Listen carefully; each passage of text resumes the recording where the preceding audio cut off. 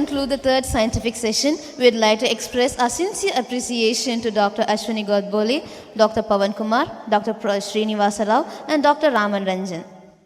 Before we proceed with our next scientific session, we welcome our culturals jury, Ms. Asmita Singh, on stage and request Ms. Pragya Shree Varma to felicitate her.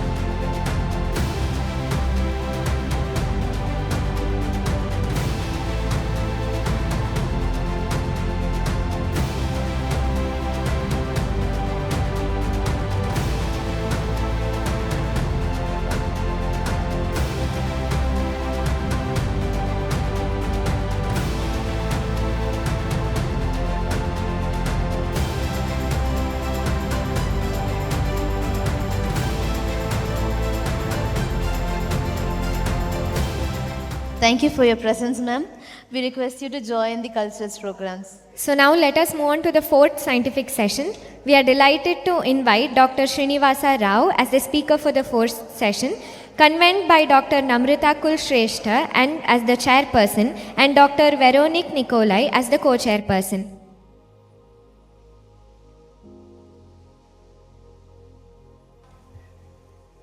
Dr. J. Sreenivasa Rao is a distinguished nutrition biochemist and micronutrient research specialist, currently serving as a scientist F and Senior Deputy Director at ICMR, National Institute of Nutrition, where he heads the Division of Food Composition and Nutrient Analysis. He is a recipient of the prestigious Sargmal Goyanka Young Scientist Award and the Best Nutrition Researcher Award from the American Society of International Mass Spectroscopy, USA. His impactful research on indigenous foods, millets, and micronutrient interventions has significantly benefited marginalized and tribal communities, earning him a special recognition from the Honorable Governor of Telangana. An accomplished researcher, mentor, and academic leader, Dr. Rao actively contributes to national and international expert committees and has published extensively in reputed scientific forums. It would be an honor to be part of your wisdom, sir. The stage is yours.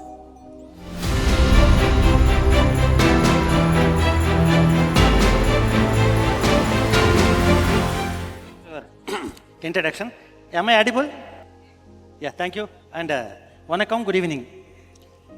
So since morning, I think we are overloaded, I know. But when compared to the previous talks, my presentation is little bit different. Because you people who are sitting in this hall are expertise in terms of promoting the Ayurvedic activities. I am basically a nutrition scientist working at National Institute of Nutrition under Health Ministry Government of India. So my research especially emphasizing on the reasons behind malnutritional issues in the downtrodden communities. Is it possible to overcome these malnutritional issues using available recipes in the form of indigenous foods? Of course, the Ayurvedic recipes are also one of the aspects. So my special request is the youngsters who are sitting in this hall, you please I will take you in coming 10 to 15 minutes. I will not take much of your time also. My slides actually will give you a proper overview of the Indian malnutrition scenario, how the country people are severely suffering with malnutrition, though we have already the lots of resources to emphasize and to meet these malnutritional gaps at country level even after 8 decades of the independence India. That's what actually I choose this topic. At the outset, I am very much grateful to the organizers who invited me here and I am presenting here. The environment is very beautiful. So because we are presenting somewhere wherever we are traveling and all this, that is the closed halls actually.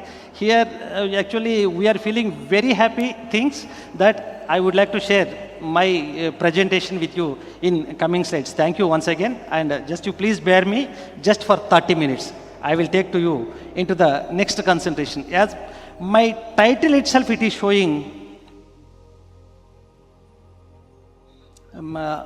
excuse me, where is the pointer? Madam, do you know where is the pointer? No, here it is there, I think. No, yeah. Yeah. So my title itself, it is showing the food safety and malnutrition sustainability, future perspectives in India. Just we go one by one. I am sorry because I am not, as I already mentioned that I am not expertise in the Ayurveda, but even though I try my best to prepare a couple of slides to talk about Ayurveda, so that's what, because after I heard many talks since from the beginning, from the morning today, I decided that I would like to skip these 2 slides. Better I should not supposed to talk about the Ayurveda, because I don't know anything ABCDs in the Ayurveda. As well, this slide also I would like to skip. Yeah. See now, as we know that India is a diversified country which is close to more than 150 crore of the population with different diversified zones, geographical activities and cultural activities are different from state to state. Even within the state, district to district are also lots of variations are there among the food practices, especially as I told you, I am the person who is working on food. The country is a long tradition of vegetarianism.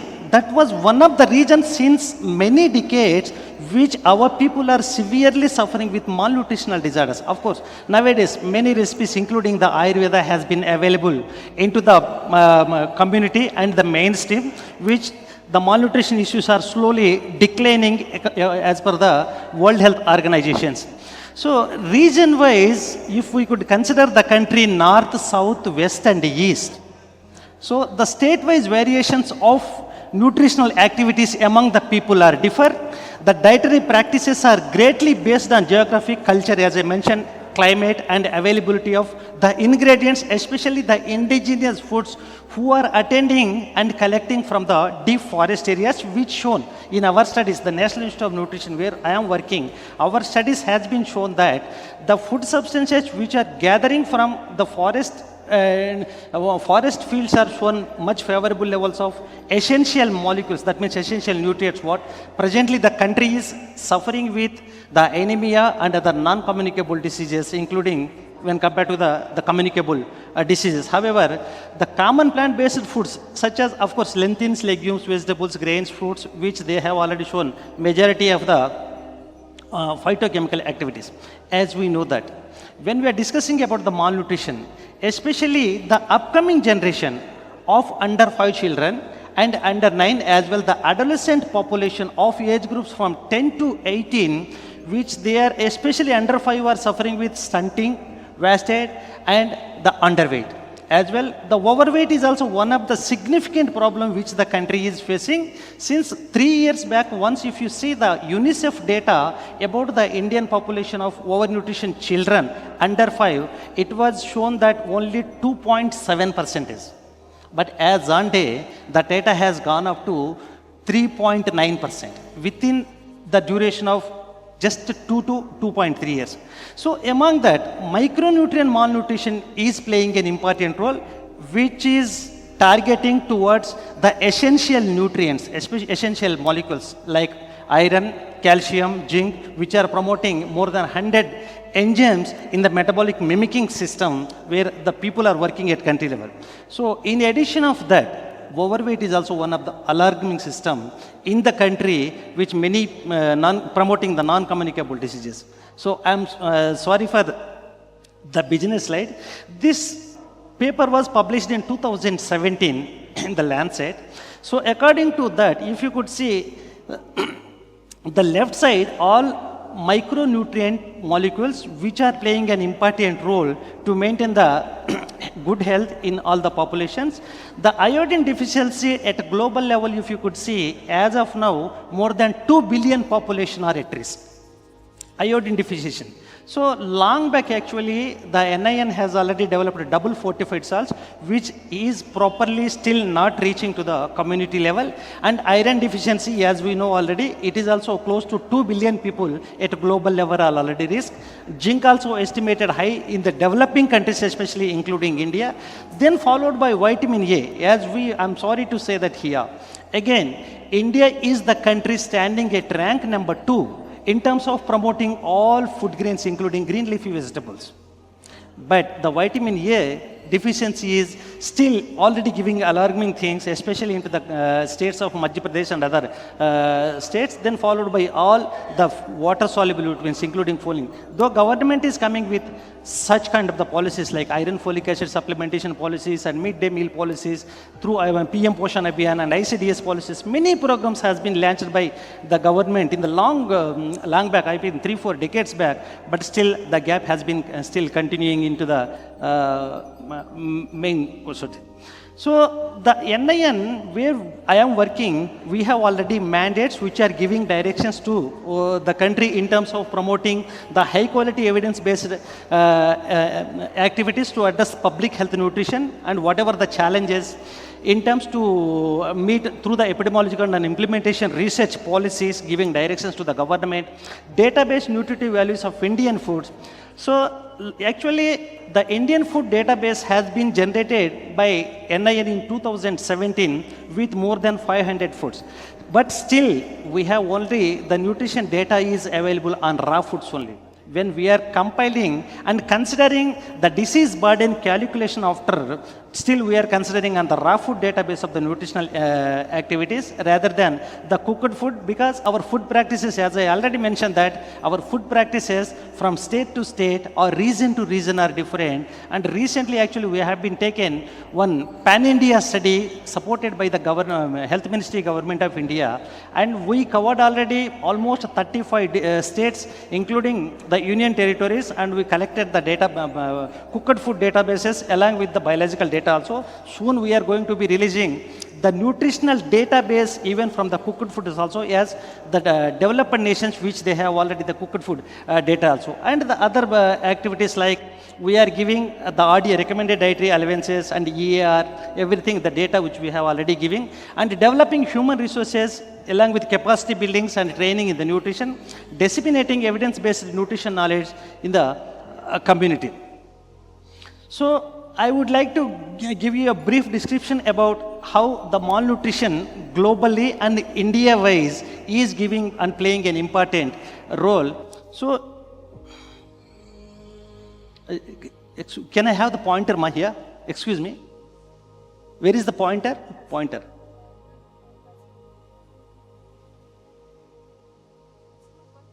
Is not okay?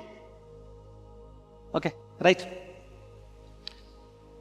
So the stunting population is showing the yellow color as well as the wasting population and overweight population. I think you might have the sensitized. Every country in the world is affected by one or more forms of the malnutrition. When compared to the India, even the other developing countries, including in the Asian continents, they are taking much preventive activities in terms of reduction of the non-communicable diseases using the nutritional programs at country level.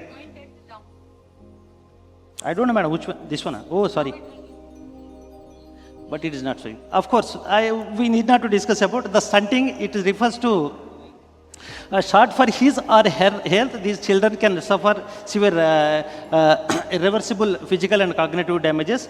So country-wise, if you could see globally, the India, whatever the red color is showing, it is very overburdened, very high. The stunting children under 5 in India is also very high when compared to the other countries.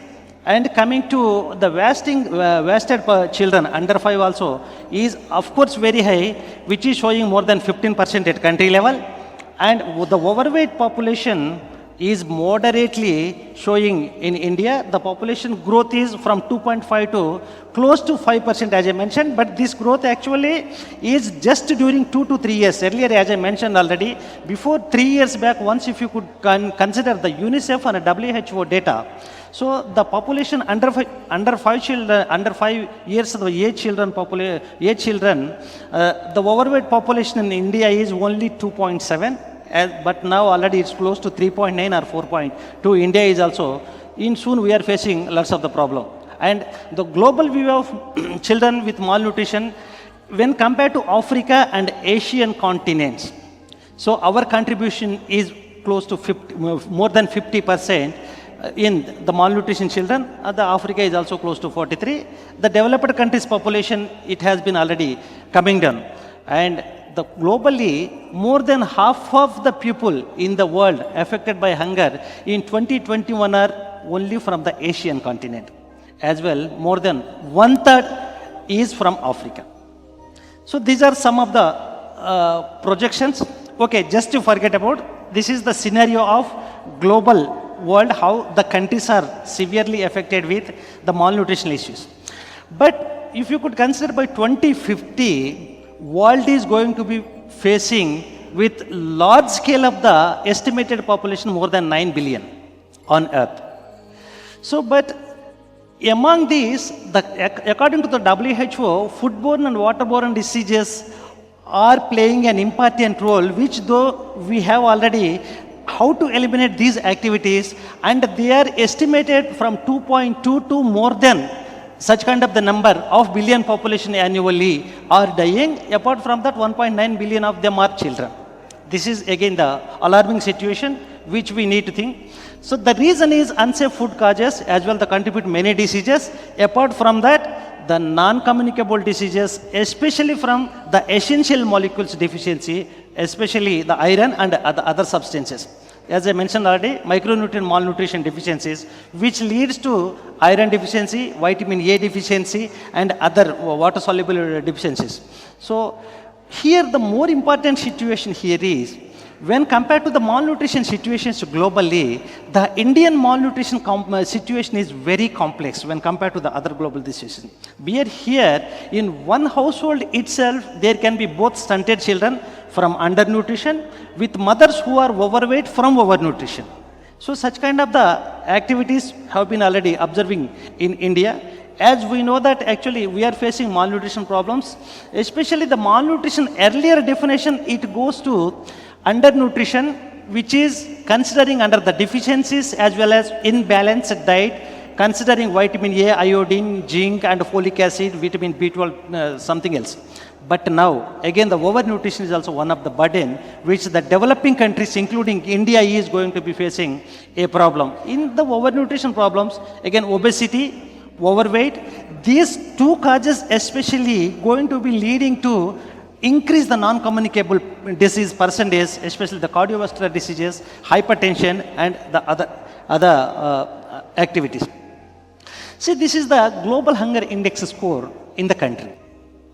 So once if you could see, since from 2000 to 2025, the India ranks in 2025 according to the global hunger index is 102 rank out of 123 countries with the score of 25.8. So these figures especially emphasizing at country level, even as on day, more than 16% of the population are living below poverty line, which they are unable to meet even single meal per day, though we have already the many policies which I have already emphasizes. So this is the situation now. And the other problem is, as I already mentioned, country is the second largest producer of all food grains, including the green leaf vegetables and the things. But there is a still gap which we need to reach to the community to overcome all these malnutritional issues. Again, underweight, it is very, of course, in the coming decades, actually 1 or 2 decades, there is an impressive reduction in stunting only, rather than wasting and overweight. Just in stunting, if you could see the data, little bit impressive progress is there when compared to the wasted and the underweight children. But this risk especially continuously going to the adolescent girls, women and the children population, especially the social and economically deprived communities.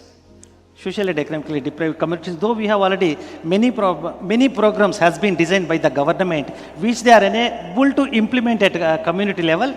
According to the United Nations Population Fund Agency, the reason behind this undernutrition problem in India is more than 50% of the rural girls, they are married before they turn 18 by the violation of law because of the education or some other issues also. That was the reason. So because of this reason, more than 30% of the children are born with low birth weight, and from this again 7 billion are potentially wasted and stunted children annually. The India is facing the malnutrition issues at a community level.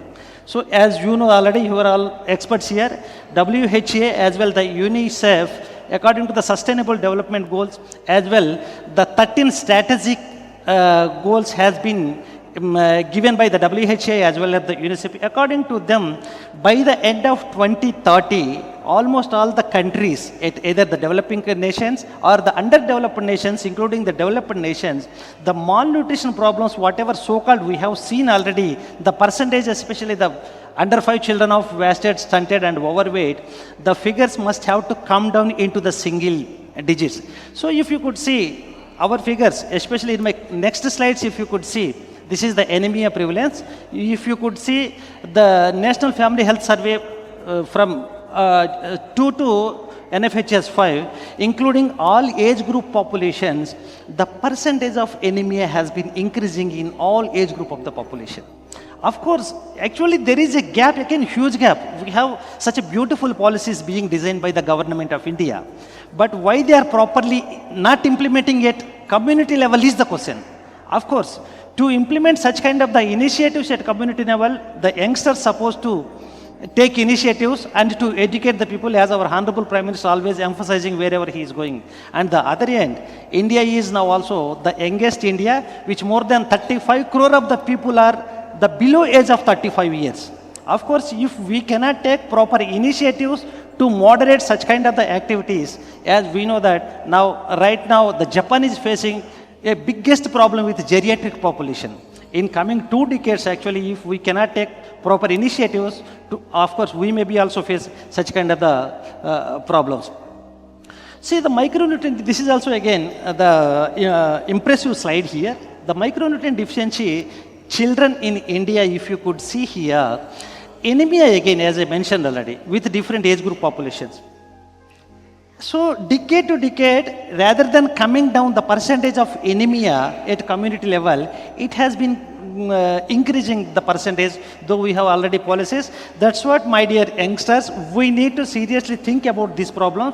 And the ferritin deficiency, of course, whenever we are discussing about the anemia, always we are considering it about whether the hemoglobin is increasing or not. So in this context, actually, I have been working with the CCRA's Ayush Ministry on a couple of projects. I think in my coming slides, I will show you the importance of those slides also. And the folate deficiency also you see here. Vitamin B12 deficiency, vitamin A deficiency, as I already mentioned, and D deficiency, though we have such a beautiful environment, even every day half an hour, 20 minutes to 30 minutes, if we can able to sensitize the sunlight, we can easily eradicate this vitamin D deficiency. But rather than that, we are always depending on the capsules suggested by the doctors. As well, the zinc deficiency is also more in the government. So right now, presently the country is severely suffering with triple burden of the diseases. According to the research, what they are telling is, one is the macronutrient malnutrition, which includes protein energy malnutrition. As I mentioned already, India is most vegetarian country. Of course, nowadays actually many supplements are also available, including the Ayurvedic supplements. So from this again, the clinical protein energy malnutrition and subclinical protein energy malnutrition. The second important one, which everybody needs to emphasize and take an initiative, is micronutrient deficiency, though we have already all the facilities that we need to eradicate this problem. So among this, vitamin A, iodine deficiency, iron deficiency, zinc deficiency, and the other mineral deficiencies. And the last and the most important is diet-related chronic diseases, especially overweight and obesity in the community. Overweight and obesity in the community. Type 2 diabetes, as well the cardiovascular diseases are also playing important role. Of course, the health status, I think you are the better people to know about this health status when compared to me. The life expectancy is 71 years. Recently, it has been changed from 69 to 71. Then crude death rate at community level is 7.3 per 1,000 population. And maternal mortality ratio is 174 out of 100,000 live births. Instant mortality rate is 38 per 1000 again live births. Under 5 mortality rate is 48 per 1000 live births. As well, the children's stunting rate, though it has come down during just 2 decades, but still it is also giving an alarming condition which needs to take a call from the Indian population. And the life expectancy, if you could see, when compared to the India, of course, sorry, I was not changed here. So when compared to the India, the nutritional programs has been beautifully maintained by the other underdeveloped countries like Bhutan, Nepal, Bangladesh, even Sri Lanka also. The nutritional policies, they are beautifully maintaining when compared to the Indian scenario. So the other end, more than 15% of the WHO, UNICEF, FAO, every organizations, including our national organizations, they are projecting that India is the country which more than 15% of the population are still severely suffering with hunger index because of they are unable to attend even single meal per day. So coming to the food wastage at country level, if you could see, food wastage at country level. So the totally yearly wastage is 68 million tons of the cooked food is being wasted. As well, at home level 61% and restaurants 26%, parties 13%. The individual and average wastage, including we people, what we are wasting the food is 55 kgs annually per person. And according to the financial status, if you could see, this is country level, and high income group people 90 kg per person per annually we are wasting, and in middle income group is 68 kgs, low income group is 63 kgs. As I already mentioned that our rank in the production of food grains is second next to the China. But we are unable to meet whatever the people require essential quantity of food to sustain their hunger activities and to meet the sustainable development goals. So the other end, the developed countries has been already developed the street foods. For example, the country like America. In 2004, the American Parliament has come up with a resolution. In their parliament, they have come up with a resolution saying that if you want to become the citizen of America, your plate must have to fill more than 40% with healthy food, especially the green leafy vegetables and vegetables. Then the every citizen, after that statement has come up from the Parliament of America, the every citizen felt that their responsibility and they are maintaining the strategy to fulfill their plates more than 40% with healthy food. So when compared to the 2 decades back, the data of overweight or the non-communicable diseases, malnutrition issues, now if you could compare the data of America, which it has been coming down, and the other developing countries as well, the underdeveloped countries data is already going up. So these street foods, you see, these are all the examples of a few street foods. But the biggest problem here is the developing countries as well the underdeveloped countries, majority of the people are attending these street foods which have been already managed by the unorganized sector. They are not properly managing the hygienic conditions and not maintaining the proper oils. They don't know actually the practices depending on during the preparation actually what kind of the practices that they supposed to use it for the preparation of street foods. That is one of the biggest problem as well the challenging activities in India which we need to address. And as already the madam discussed about the aging people, geriatric population is also one of the problem in the coming decades to India. I already mentioned.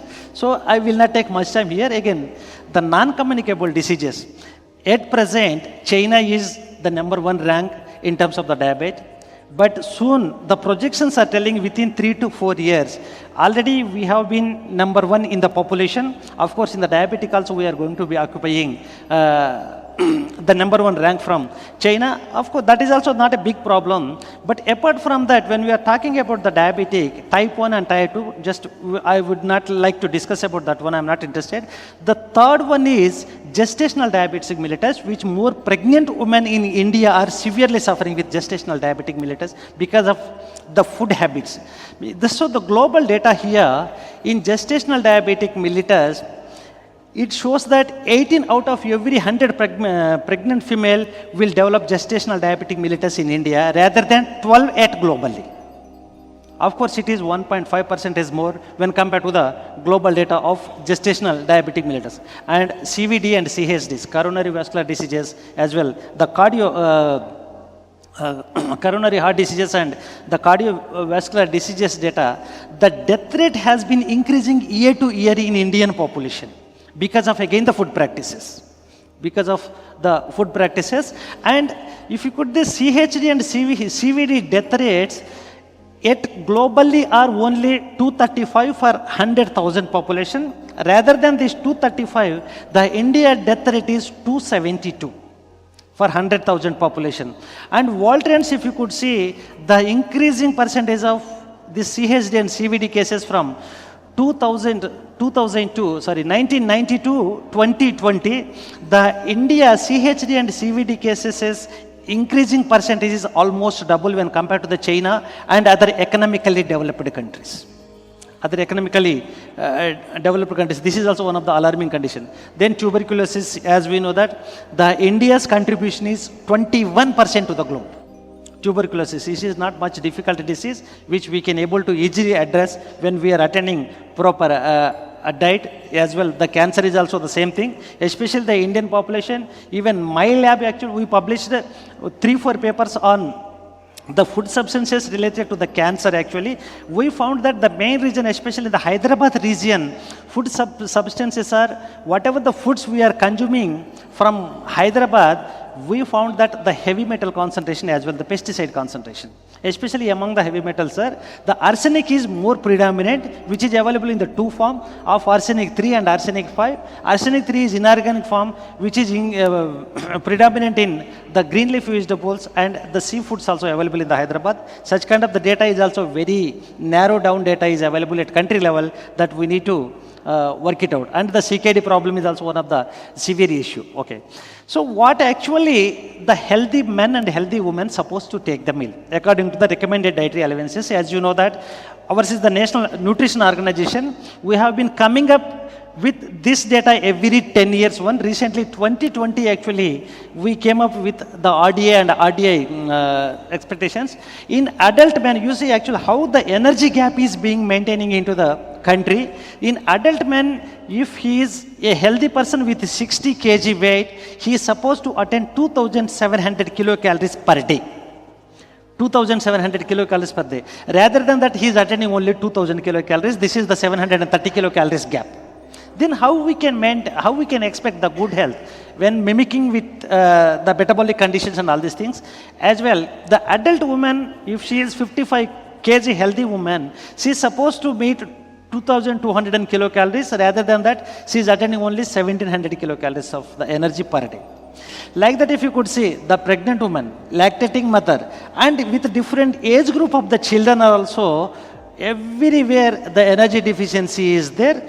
And these are the proposed requirement of the foodstuffs except cereals and millets, because we have already the PDS system at country level. Except cereals and millets, rest of all the foodstuffs are deficient. This is the percentage. So only cereals and millets, the recommended dietary intake is only 360 gram per day. Rather than that, 375 we are attending. In addition of that, the pulses and legumes, you see, only 120 gram is recommended, but only 30 grams an and average. That all India is 28 only. This is NNMB data, National Nutrition Monitoring Bureau data. And as well, the green leafy vegetables 100 gram recommended, but only 18 gram an and average, including the rural data, what we are expecting. Other vegetables, everywhere deficiency is there. So in addition of that, the nutrients requirement, if you could see, the protein, the healthy body requires 54 grams. Rather than that, only 46. Of course, somehow, in one decade, it has been lots of changes to attain the protein gap. And the calcium is 1000 milligrams. Rather than that, 350 milligram only we are attending. Of course, iron 19 milligram was recommended. 10 only we are attending. Vitamin A, thiamine, every molecule, actually every nutrient deficiency is still already existing. Again, I need to emphasize here, except cereals and millets, almost all the pulses, total fat vegetables and green leafy vegetables, only as according to the research and the available literature at global level as well as the country level, only less than 40% of energy we supposed to attend from the cereals and millets. But in Indian population, Indian context actually, close to 70% of the energy only we are meeting from the cereals and millets, and rest of them are only 30% is from other things. So, as I already told you, so this is my study which one of my PhD student already has worked, and I need to emphasize here the Ayurveda products and the indigenous foods has been already playing an important role in terms of eradicating the malnutritional issues here. This is the mahua, which is an indigenous flower available in the deep forest seasonally. From January to April or May only it is available.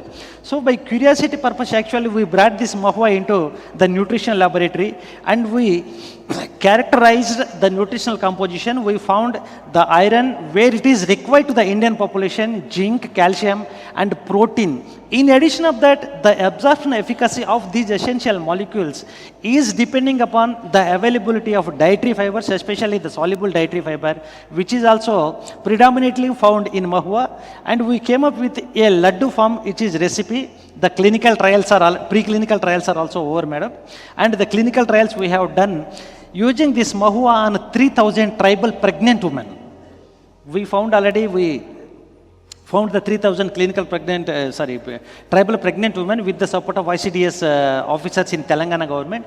So we found that their hemoglobin levels has been gone up from 17% to 26%, madam, during just 6 months of the second trimester period itself actually. And we recommended this mahua to the government of Telangana. Now it is being part of the nutrition kit distributed by the Telangana government. Of course, these are the energy values in the mahua. Phenolic contents, everything. It is unpublished data. We are just writing the publication under this one. The phytochemical characteristics, compounds, vitamins, everything we have done already. Preclinical data, clinical data, everything we validated.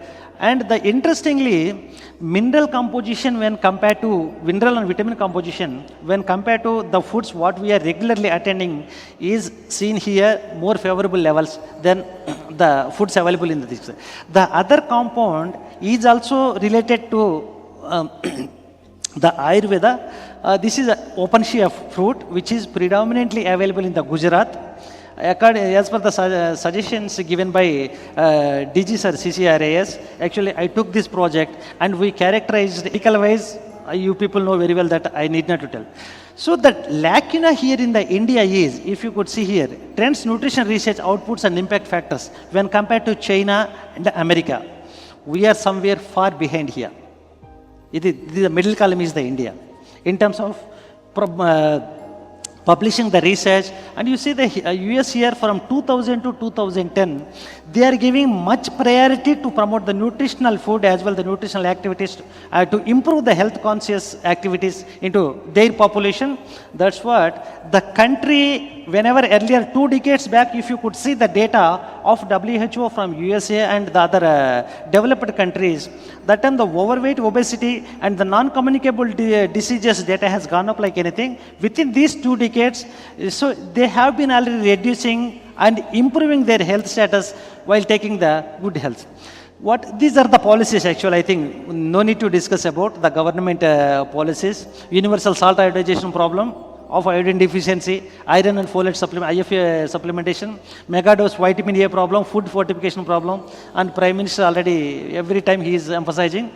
So these are the strategies that we need to take home and we need to implement at community level. Home and school nutrition gardens need to be promoted at community level. That is the basic thing. Unless we have to take a proper initiatives to promote these kind of the strategies at community level, even though many policies being designed by the government, it is not possible to come up and to control this non-communicable disease. Yes, so far the studies are giving directions to the people. And nutrition sensitive agriculture is also one of the important things that we need to come up. Behavior change communication strategies at community level need to implement. Farming system for nutrition studies as well. The multidisciplinary center for food and the other related activities. In addition of these activities, the other concerns are when we are talking about the society here, day to day, the rising carbon dioxide could affect grains, especially to decline the essential molecules from the agriculture field. And actually, the temperature rising is also one of the effects, which is not affecting on the yielding of the nutrients. Groundwater level is also affecting because of the pollution and the other contaminants. Of course, this is NIN developed my balanced diet and healthy diet, which everyone supposed to need to take. And after continuation of our Mahova study, the clinical trials on the tribal pregnant women, then the Honorable Governor of Telangana, Madam, has been taken 3 districts, sir. She adopted, and we implemented that program, and which shown that very much improvement of the hemoglobin levels when we distributed this Mahova at community level during that time. Of course, projections, we are taking number of developmental activities in terms of promoting the nutritional activities at community level. Still there is a gap. We need to insist and promote. So, okay, I will complete just 2 minutes, ma'am. Promote actually the recipes which we have already from the Ayurveda also, as I discussed with Pawan sir, because as according to my knowledge, at country level so far we have more than 2000 Ayurveda recipes are available, but we need to characterize nutritionally and need to bring back into the mainstream, sir. Then only it is possible to eradicate whatever the nutritional gaps and the non-communicable diseases so far we are discussing. It is very much required, sir, actually. Unless we have to bring back the available resources, either from Ayurveda or the indigenous resources, it is very much required. As well, of course, many challenges are also there during the financial crisis and everything. It would be there. We need to address all these gaps at a community level. But the nutrition researchers, though they are giving more directions in terms of promoting these kind of activities, still there is a lacuna which we need to fill this gap using the available financial resources, as well the community mobilization is also one of the important aspects that we need to take care. So thank you very much for your attention. Thank you, sir, for your valuable insights and for enhancing our understanding in this particular topic. It is our privilege to welcome our respected chairperson for this session, Dr. Namrata Kulshrestha, to provide her insights on the topic. Yes, yes. It is my great pleasure to say a few words on sir's lecture. Actually, in this 4th plenary scientific session, sir has mentioned a very important and very good topic. Here he discussed everything very crisp and clear, datas and the status of our country, that how much food we are wasting, how much is required, and in coming future also what we need. So all these data really helps in making strategies and policies to work on it. Congratulations and thank you very much, sir, for this very nice lecture. Thank you.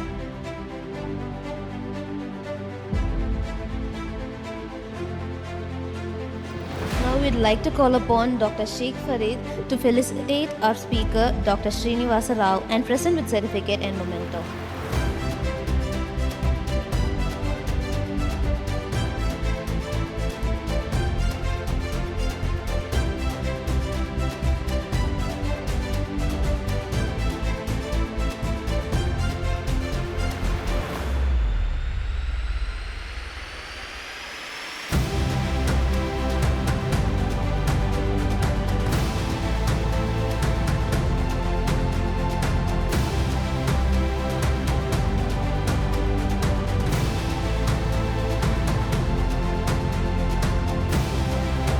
In appreciation of the role in shaping this session, I again request Dr. Sheikh Farid to present a souvenir to Dr. Namrata Kulshrestha, the chairperson, and Dr. Veronica Nikolai, the co-chairperson.